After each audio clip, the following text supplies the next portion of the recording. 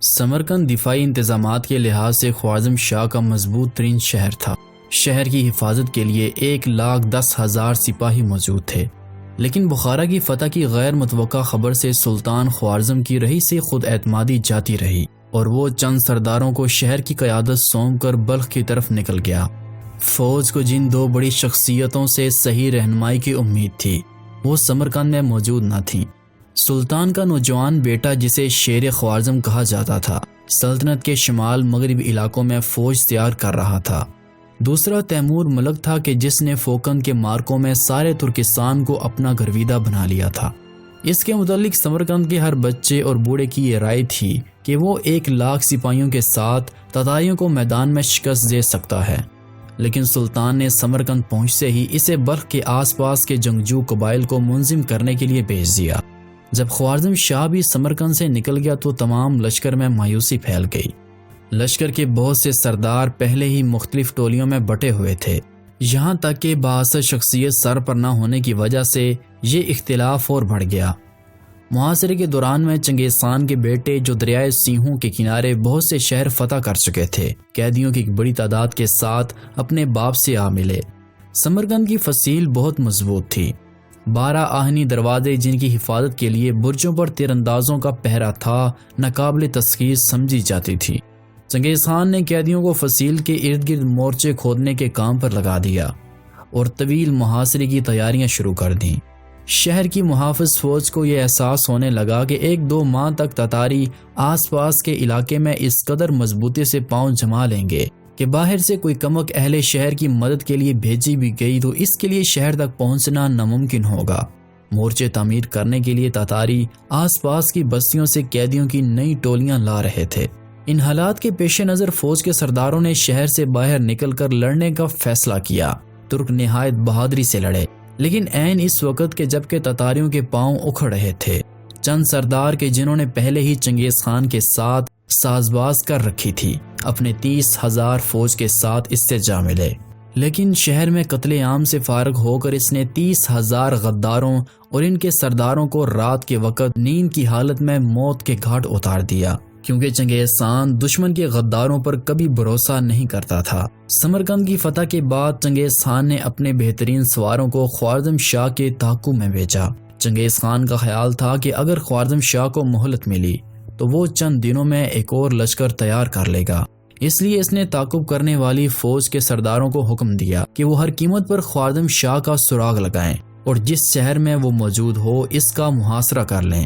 خوارزم شاہ کو بھی یہ پتہ چل گیا کہ تتاری اب اس کی سلطنت کے شہروں کو فتح کرنے کا ارادہ چھوڑ کر اسے زندہ پکڑنا چاہتے ہیں۔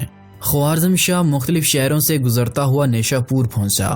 تتاری راستے کے شہروں کو چھوڑتے ہوئے وہاں تک جا پہنچے۔ خوارزم شاہ نے اس کے بعد ہمدان کا رخ کیا، لیکن تتاری سائے کی طرح اس کے پیچھے لگے ہوئے تھے، یہاں تک کہ ایک مقام پر انہوں نے اسے آ لیا اور خوارزم شاہ کے چند ساتھیوں میں سے چند ایک کے سوا باقی تمام کو تہتے کر دیا گیا۔ خوارزم شاہ خود تیروں سے زخمی ہو کر بھاگا۔ اب دنیا میں اس کے لیے سب سے بڑا مسئلہ اپنی جان بچانا تھا۔ اس نے چاروں طرف سے مایوس ہو کر بحیر خضر کے کنارے ڈیرے ڈال لیے اور تمام قبائل کے سرداروں کی طرف اپنے قاصد دوڑائے، لیکن اس کی مدد کے لیے کوئی نہ پہنچا۔ خوارزم شاہ کو اب دنیا میں کسی پر اعتماد نہ تھا۔ تتاریوں کی طرح اسے اپنے سپاہیوں سے بھی ہر وقت اپنی جان کا خطرہ رہتا تھا۔ وہ اپنے لیے کئی خیمے نصب کرواتا۔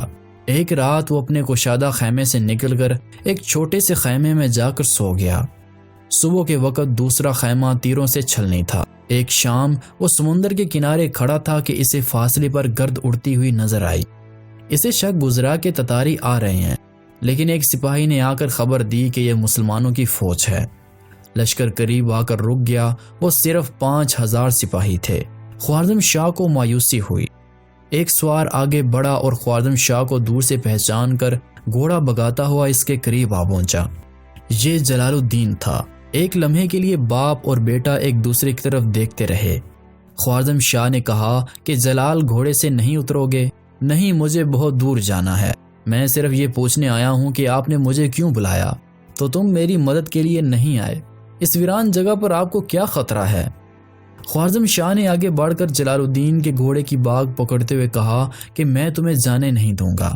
زمین میرے لیے تنگ ہو چکی ہے، تم میرا آخری سہارا ہو۔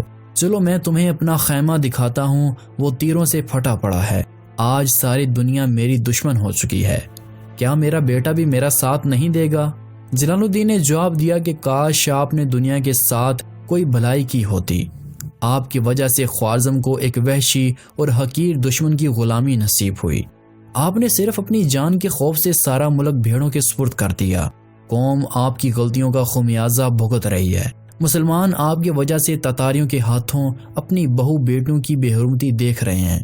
آپ آج انہیں یہ پیغام بھیجتے ہیں کہ وہ آ کر آپ کے خیمے پر پہرا دیں، لیکن کس منہ سے؟ جلال، میں تمہارا باپ ہوں۔ کاش آپ کے گھر پیدا ہونے کے بجائے میں ایک غریب لیکن بہادر آدمی کے گھر پیدا ہوتا۔ جلال الدین نے اپنے باپ سے کہا کہ میری یہ آپ کے ساتھ آخری ملاقات ہے اور میں آپ کے پاس یہ درخواست لے کر آیا ہوں کہ خزانہ میرے حوالے کر دیجیے۔ میں چاہتا ہوں کہ بخارا اور سمرقند کے خزانوں کی طرح وہ بھی تتاریوں کے قبضے میں نہ آ جائے۔ مجھے تازہ فوج تیار کرنے کے لیے ایک ایک کوڑی کی ضرورت ہے۔ تو تمہارا خیال ہے کہ تم تتاریوں کے ساتھ لڑ سکتے ہو؟ میرا شروع سے یہ خیال تھا، لیکن آپ نے میرا راستہ روکے رکھا۔ جلال، تتاریوں کے ساتھ لڑنے کا خیال ایک جنون ہے اور میں اس مصیبت میں اپنی رہی سہی دولت سے محروم نہیں ہونا چاہتا۔ خدا کے لیے میرا ساتھ دو۔ مجھے اپنی جان سے زیادہ تمہاری جان عزیز ہے۔ اس آسمان کے نیچے ایسی جگہیں ہیں کہ جہاں ہم آرام سے باقی زندگی گزار سکتے ہیں۔ ہم مصر چلے جائیں گے یا پھر اندرس بھی جا سکتے ہیں۔ جلال الدین نے کہا کہ میں بزدلوں کی طرح زندگی بسر کرنے والوں کا ساتھ دینے کے بجائے بہادروں کی موت مرنے والوں کا ساتھ دوں گا۔ ایسے موقعوں پر ایک سپاہی فتح اور شکست سے بے نیاز ہو کر میدان میں کودنے پر مجبور ہو جاتا ہے۔ فتح اور شکست خدا کے ہاتھ میں ہے، لیکن جیتے جی شکست کا اعتراف ایک مسلمان کے شایان شان نہیں۔ مجھے یہ بھی یقین ہے کہ اگر میں ان 5000 سپاہیوں کو بہادروں کی موت مرنا سکھا دوں تو ساری قوم جی اٹھے گی۔ آپ مصر جائیے، مجھے اس خزانے کی ضرورت نہیں۔ میں پیٹ پر پتھر باندھ کر اور جسم پر چیتھڑے اوڑھ کر لڑوں گا، اور مجھے یقین ہے کہ میری قوم میرا ساتھ دے گی۔ جلال الدین نے باغ کھینچ کر گھوڑے کو ایڑ لگائی۔ جلال، ٹھہرو، مجھے یہاں چھوڑ کر نہ جاؤ، یہاں میرا کوئی نہیں، مجھے اپنے ساتھ لے چلو۔ جلال الدین نے گھوڑا روکتے ہوئے کہا کہ چلیے، لیکن کہاں؟ موت کے پیچھے؟ جلال الدین نے جواب دیا کہ خدا اور رسول کے احکام سے زیادہ میرے لیے آپ کا حکم کوئی اہمیت نہیں رکھتا۔ ہماری منزل اور راستے مختلف ہیں۔ خدا حافظ۔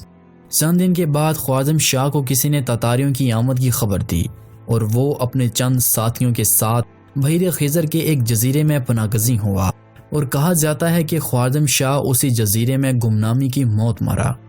تتاریوں کا سیلاب ترکستان، خراسان اور ایران کے وسیع میدانوں کا رخ کر رہا تھا۔ آگ اور خون کے اس طوفان کے سامنے پہاڑ، دریا اور قلعے کوئی شے نہ تھے۔ شمال اور مغرب میں تتاریوں کے سیلاب کی لہریں سلطنت خوارزم کی حدود سے آگے گزر کر دریائے نیپر کے کناروں کو چھو رہی تھیں۔ چنگیز خان کا ایک بیٹا روس میں ماسکو کے دروازے پر دستک دے رہا تھا اور دوسرا مشرقی یورپ کی چھوٹی چھوٹی سلطنت کو تاخت و تاراج کر رہا تھا، لیکن خوارزم کی وسیع سلطنت میں ابھی تک ایک ناقابل تسخیر چٹان موجود تھی۔ سیلاب کی یہ لہریں کئی بار اس کے اوپر سے گزر چکی تھیں، لیکن وہ اس چٹان کو اپنی جگہ سے ہلا نہ سکیں۔ خوارزم کی خاکستر میں ابھی تک آگ کی ایک چنگاری سلگ رہی تھی، اور چنگیز خان یہ خطرہ محسوس کر رہا تھا اگر اس چنگاری کو ختم نہ کیا گیا تو راگ کا یہ انبار کسی دن ایک آتش فشاں پہاڑ کی طرح پھٹ پڑے گا۔ یہ آخری چٹان اور یہ نہ بجھنے والی چنگاری تھی جلال الدین خوارزمی، ایک بزدل باپ کا بہادر بیٹا۔ وہ ان لوگوں میں سے تھا جو جیتے جی ہار ماننا نہیں جانتے تھے، جو فتح اور شکست سے بے نیاز ہو کر لڑتے تھے۔ جلال الدین نے جانبازوں کی ایک مٹھی بھر جماعت کے ساتھ کئی میدانوں میں تتاریوں کا تنہا مقابلہ کیا۔ وہ ایک جگہ سے شکست کھا کر نکلتا اور دوسرے دن یہ سنا جاتا کہ وہ 30 یا 40 کوس دور اپنی سلطنت کے کسی کھوئے ہوئے شہر کو واپس لے چکا ہے۔ کبھی اس کے ساتھ 5000 سپاہی ہوتے، کبھی 500 اور کبھی 5 سے بھی کم، لیکن وہ لڑتا رہا۔ وہ بھوکے شیر کی طرح عقب سے حملہ کرتا، عقاب کی طرح ہر اول دستے پر چپڑتا اور تتاریوں کے دیکھتے ہی دیکھتے کسی پہاڑ یا جنگل میں روپوش ہو جاتا۔ رات کے وقت اس کے سوار تتاریوں کی چھاؤنیوں پر حملہ کرتے اور آن کی آن میں جلتی ہوئی مشعلوں سے سینکڑوں خیموں کو آگ لگا جاتے۔ وہ چنگیز خان کے ظلم سے بالکل بھی نہ ڈرا۔ بخارا، سمرقند اور دوسرے شہروں پر تتاریوں کے مظالم کی داستانیں سن کر جنوب کے شہروں کی بیشتر آبادی ہمسایہ ممالک کی طرف ہجرت کر چکی تھی۔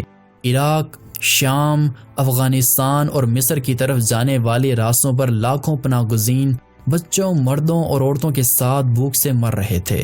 صاحب حیثیت لوگ محمد شاہ کی پہلی شکست کی خبر پاتے ہی دوسرے ممالک میں ہجرت کر چکے تھے، لیکن چند اور شہر فتح کرنے کے بعد جب سب کو یقین ہو گیا کہ تتاری کسی ایسے مسلمان مرد کو زندہ نہیں چھوڑتے جو تلوار اٹھا کر لڑ سکتا ہو، تو غریب اور نادار لوگ بھی اپنی بستیاں اور شہر خالی کرنے لگے۔ پناہ گزینوں کی زیادہ تر تعداد مرو کا رخ کر رہی تھی، اور یہ وہ شہر تھا کہ جو 6 صدیاں بیشتر ترکستان کے فاتح اعظم قتیبہ بن مسلمہ کا گھر تھا، جہاں سلطان سنجر سلجوقی کی قبر موجود تھی۔ جلال الدین کی سرگرمیوں کے باعث بیشتر پناہ گزینوں کو تاتاریوں کے ہاتھوں سے بچ کر مرو پہنچنے کا موقع مل چکا تھا، اور صرف چند مہینوں میں مرو میں کئی لاکھ پناہ گزین جمع ہو چکے تھے۔